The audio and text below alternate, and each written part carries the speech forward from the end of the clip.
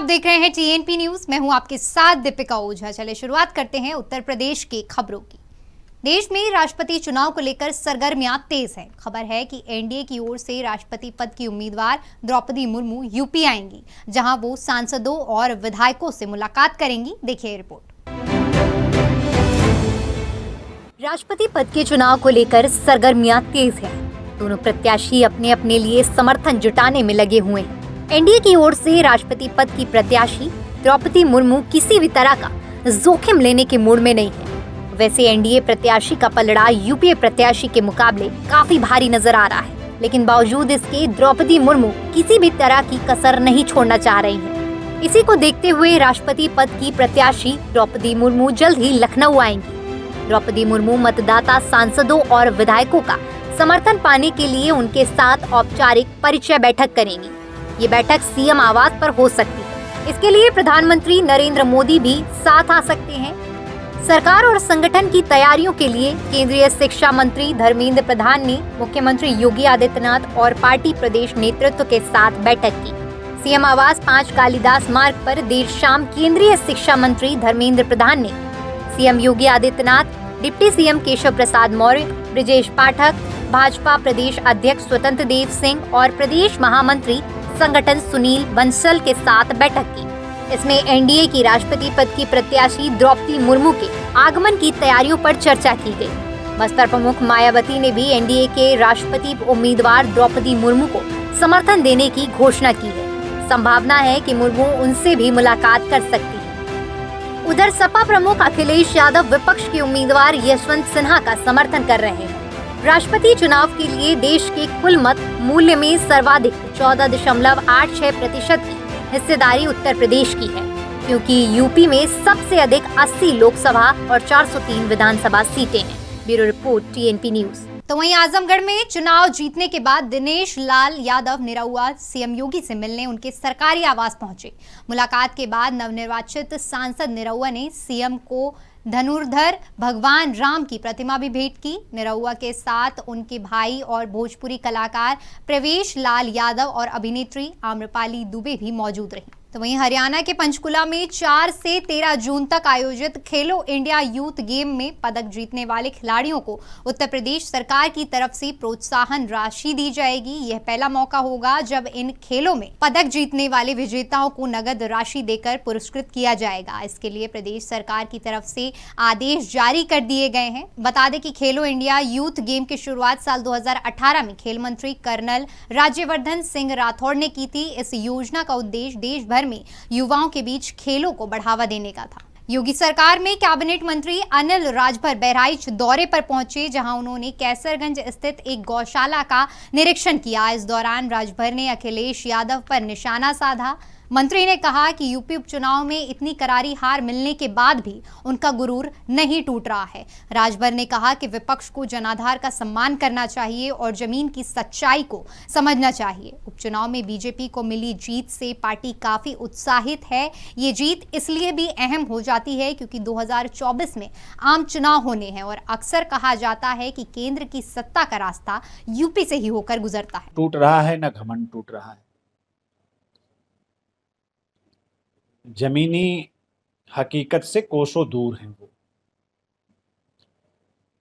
हम लोग यही सुझाव देंगे, जनभावना का आदर करें, जमीन की सच्चाई को जानें, नहीं तो राजनीतिक अस्तित्व भी खत्म हो जाएगा। वहीं बॉलीवुड के मशहूर फिल्म निर्माता राम गोपाल वर्मा पर एनडीए की राष्ट्रपति पद की कैंडिडेट द्रौपदी मुर्मू के खिलाफ एक विवादित ट्वीट किया गया, जिसके चलते लखनऊ के हजरतगंज कोतवाली में निर्माता के खिलाफ मुकदमा दर्ज किया गया है। राम गोपाल वर्मा पर आईटी एक्ट समेत कई धाराओं में केस दर्ज किया गया है। बता दें कि उन्होंने राष्ट्रपति उम्मीदवार द्रौपदी मुर्मू पर विवादित टिप्पणी की थी। उन्होंने अपने ट्विटर हैंडल पर अंग्रेजी में लिखा था कि अगर द्रौपदी राष्ट्रपति है तो पांडव कौन है, उससे भी जरूरी यह है कि कौरव कौन है। वहीं आजमगढ़ और रामपुर उपचुनाव के बाद लोकसभा चुनाव 2024 की चर्चाएं शुरू हो गई हैं। राजनीतिक दलों ने अब 2024 के लोकसभा चुनाव को ध्यान में रखते हुए रणनीति बनानी भी शुरू कर दी है। इसी कड़ी में भाजपा प्रमुख ओम प्रकाश राजभर ने ने लोकसभा चुनाव को लेकर एक बड़ा ऐलान किया है। राजभर ने कहा कि हम 5 सीटों पर राज्य में चुनाव लड़ेंगे। आगे सुभाषपा प्रमुख ने कहा कि शिवपाल यादव को लेकर उनका भविष्य अच्छा है, हालांकि हम जोशी थोड़े हैं। तो वहीं समाजवादी पार्टी का गढ़ रहा आजमगढ़ और रामपुर भी ढह गया है। दोनों सीटों पर हुए उपचुनाव में बीजेपी को शानदार जीत मिली है। लोकसभा उपचुनाव के परिणाम सामने आने के बाद एआईएमआईएम प्रमुख असदुद्दीन ओवैसी ने तीखी प्रतिक्रिया दी है। ओवैसी ने सपा को निकम्मी पार्टी बताया और मुसलमानों से अपील की कि वे ऐसी पार्टियों पर वक्त खर्च ना करें। ओवैसी ने अपने ट्वीट में लिखा कि रामपुर और आजमगढ़ चुनाव के नतीजों से साफ जाहिर होता है कि सपा में बीजेपी को हराने की ना तो काबिलियत है और ना ही कव्वत। मुसलमानों को चाहिए कि वो अब अपनी कीमती वोट ऐसी निकम्मी पार्टियों पर जाया ना करें, अपनी खुद की आज़ाद सियासी पहचान बनाएं और अपने मुकद्दर के फैसले खुद करें। वहीं रामपुर और आजमगढ़ के चुनाव पर सिर्फ विरोधियों की नजर ही नहीं थी, बल्कि अखिलेश यादव के चाचा शिवपाल भी इस पर गहरी नजर जमाए बैठे थे। जैसे ही चुनाव के परिणाम साफ हुए, शिवपाल ने अखिलेश यादव पर निशाना साधा। शिवपाल ने कहा कि अब सबको जनता का जनादेश स्वीकार करना चाहिए। इशारा साफ है कि शिवपाल हार के बाद सपा की तरफ से गिनाई जा रही वजहों से इत्तेफाक नहीं रखते। वहीं आजमगढ़ के लोकसभा उपचुनाव में बसपा प्रत्याशी गुड्डू जमाली का प्रदर्शन काफी अच्छा रहा, जिसको देखते हुए मायावती की उम्मीदें फिर से बढ़ने लगी हैं और अब मायावती 30 जून को राष्ट्रीय और प्रदेश कमेटी की अहम मीटिंग करने जा रही हैं। माना जा रहा है कि इस बैठक में 2024 के चुनाव को लेकर प्लानिंग की जाएगी। बता दें कि 2022 के विधानसभा में मिली करारी हार के बाद से ही मायावती लगातार संगठन विस्तार और इसके कामकाज की समीक्षा कर रही हैं। वहीं विधानसभा चुनाव में उम्मीद के अनुसार काम न करने वालों को पार्टी से निष्कासित किया जा रहा है। तो वहीं फर्रुखाबाद में जेल में बंद बसपा नेता अनुपम दुबे की मुश्किलें बढ़ती जा रही हैं। जिला प्रशासन ने करोड़ों की लागत से बने आलीशान होटल गुरु शरणम पैलेस को गैंगस्टर एक्ट के तहत कुर्क करके सीज कर दिया है। पूरी कार्रवाई के दौरान प्रशासन के अधिकारियों के साथ भारी संख्या में पुलिस बल तैनात रहा। बता दें कि अनुपम दुबे वर्तमान में मैनपुरी की जेल में बंद हैं। उन पर एनएसए समेत हत्या का प्रयास, रंगदारी जैसे 50 से ज्यादा मामले फर्रुखाबाद, मैनपुरी, कन्नौज और कानपुर जनपद में दर्ज हैं। एक मुकदमा अपराध संख्या 899 की विवेचना चल रही थी। उसके क्रम में डीएम सर ने 14/1 में गैंगस्टर एक्ट में एक आदेश पारित किया था 4 अप्रैल 2022 को। उसके क्रम में फिजिकल पोजेशन लेकर के मुझे प्रशासक नियुक्त किया गया। अच्छा, इसमें उनके वकील साहब का कहना है कि अभी मुकदमे का डिस्पोजल नहीं हुआ है, कोर्ट में चल रहा है, विचाराधीन है। प्रॉपर्टी सीज होने का आदेश हो चुका था, कुर्की का कन्विक्शन नहीं हुआ, अभी उनको गैंगस्टर घोषित करने की कार्यवाही नहीं हुई है, वो प्रक्रिया विचाराधीन है, उसका इस कार्यवाही से कोई लेना देना नहीं है। ये प्रॉपर्टी का सीजर हो रहा है कि दौरान मुकदमा इनकी प्रॉपर्टी है सीज रहेगी। चलिए फिलहाल के लिए वक्त तो चला है एक बहुत छोटे से ब्रेक का। टीएनपी न्यूज एक हिंदी भाषी न्यूज चैनल है। टीएनपी ग्रुप का मूल उद्देश्य ग्रामीण क्षेत्र के युवाओं को पत्रकारिता का ज्ञान और कौशल प्रदान करना है। अधिक जानकारी के लिए विजिट करें हमारी वेबसाइट tnpnews.in या graminreporter.com।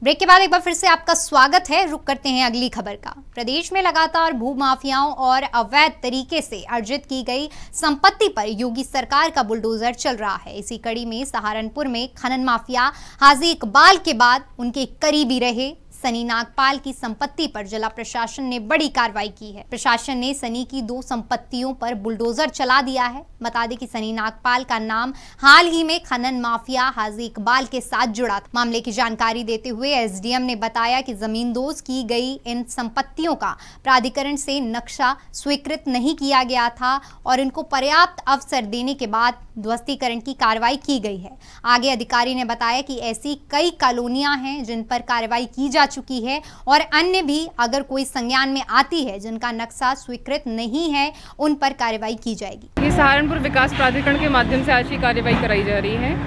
इन संपत्तियों का नक्शा स्वीकृत नहीं कराया गया था प्राधिकरण से और इनको पर्याप्त अवसर देने के उपरांत आज ध्वस्तीकरण की कार्यवाही हो रही है। ऐसी कितनी कॉलोनियाँ हैं जनता रोड पे जहाँ पे बुलडोजर चला है?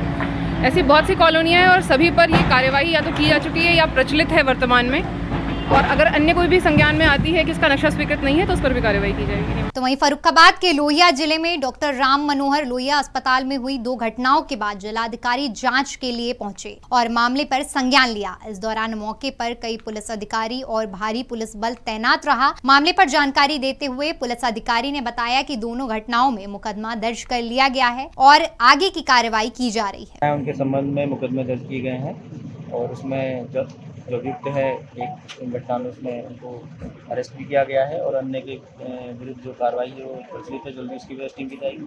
और यहाँ पर जो नॉर्मल हमारा भ्रमण है जो रोज़ हम पैदल गश्त करते हैं, उसी क्रम में हमने आज यहाँ भ्रमण किया है, देखा है कि कहाँ क्या स्थिति है और लगातार इस तरह के भ्रमण हमारे चलते रहेंगे। वहीं प्रदेश में भीषण गर्मी का प्रकोप अभी भी जारी है। बीते कई दिनों से लोगों को उमस भरी गर्मी का सामना करना पड़ रहा है। माना जा रहा है कि जल्द अब गर्मी से राहत मिलने की उम्मीद है। वहीं प्रदेश के कई जिलों में मानसून ने दस्तक दे दी है। हालांकि माना जा रहा है कि इन जिलों में मानसून 2 दिन देर से पहुंचा है। मौसम विभाग ने बदलते मौसम को लेकर अलर्ट जारी कर दिया है। मौसम विभाग के अनुसार आने वाले दिनों में आंधी और बारिश देखने को मिल सकती है। चलिए फिलहाल के लिए उत्तर प्रदेश की खबरों में इतना ही। देश और दुनिया की तमाम बड़ी खबरों के लिए हमारे YouTube चैनल को सब्सक्राइब करें। खबरों को विस्तार से जानने के लिए हमारी वेबसाइट www.tnpnews.in पर विजिट करें। धन्यवाद।